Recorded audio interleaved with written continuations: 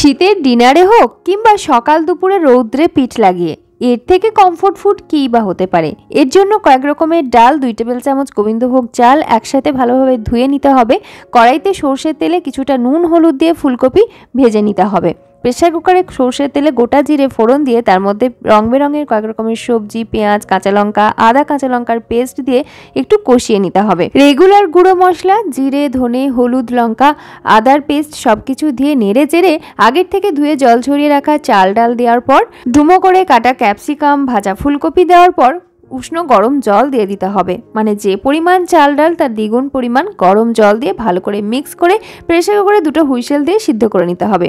এদিকে কড়াইতে ঘিয়ের মধ্যে 5 ফোড়ন, শুকনো লঙ্কা, তেজপাতার ফোড়ন দিয়ে বেশ খানিকটা পেঁয়াজ, আদার পেস্ট দিয়ে নেড়ে চেড়ে একটা বাগার রেডি করে নিতে হবে। প্রেসার কুকারে সব কিছু কিন্তু ভালোভাবে সিদ্ধ হয়ে গেছে।